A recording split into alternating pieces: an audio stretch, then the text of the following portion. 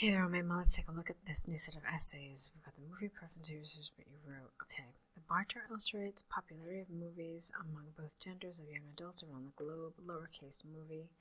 Overall, it is clearly evident that both genders prefer comedy movies. However, romantic shows are least viewed by males, whereas females have less interest in animation. Okay, fair enough. Good. In terms of males' preferences. All right, something has to happen here. I think you need an apostrophe after yes.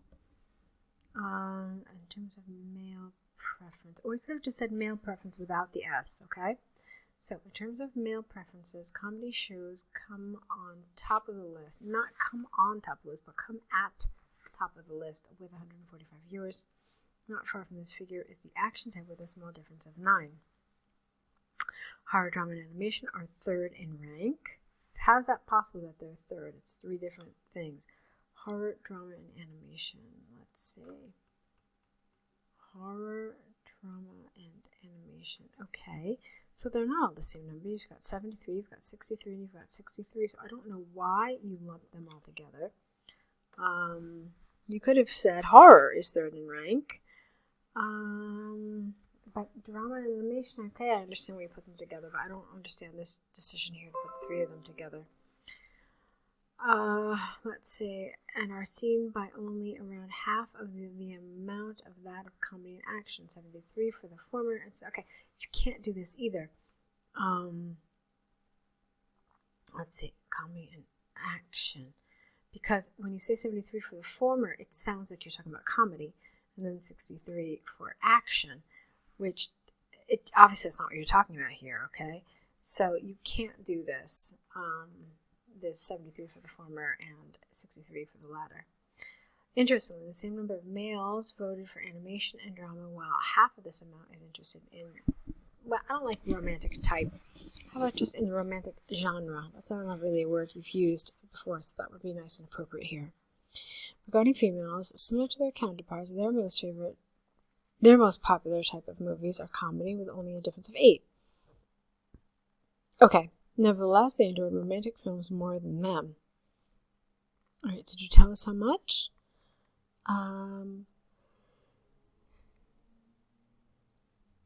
Not what catches attention, that's awkward.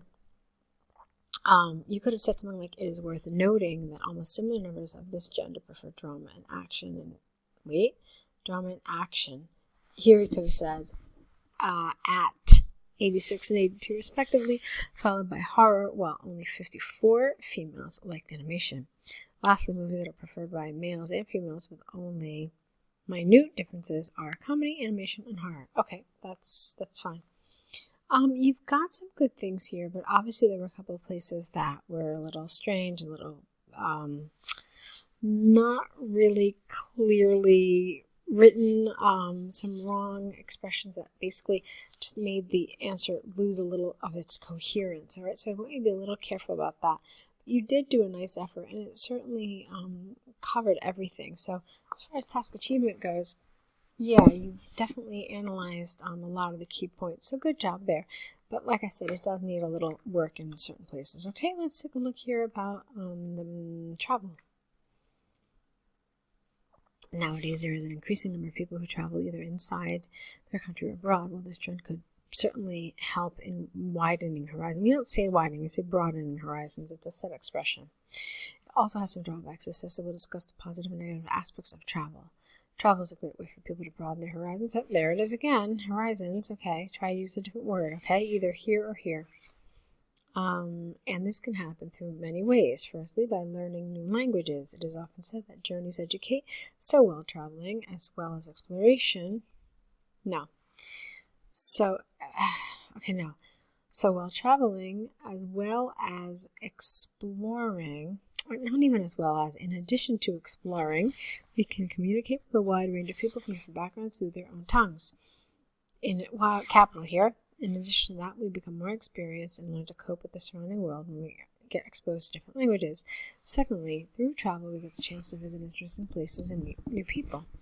This is connected with exploring different cultures, which is truly valuable. Therefore, moving through different places brings many benefits. Okay, everything you're talking about here as the benefits, though, is just about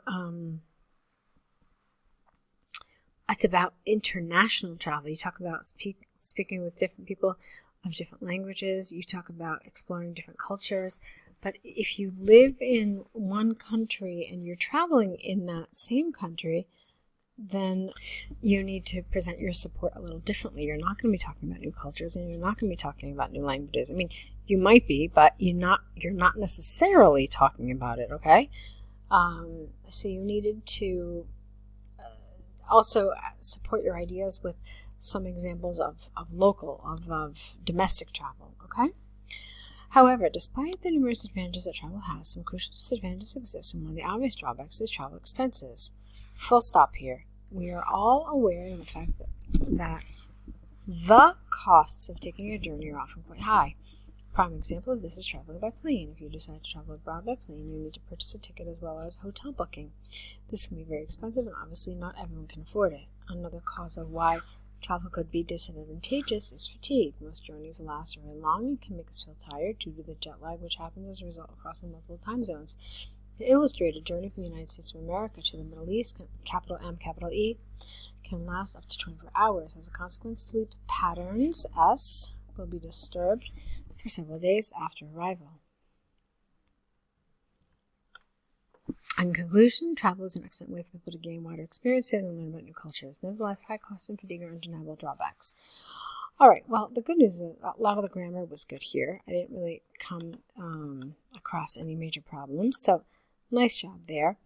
In this paragraph, again, it sounds like you were just talking about international travel, and I didn't want that. You needed to talk about domestic travel as well. At least mention it, somewhere. And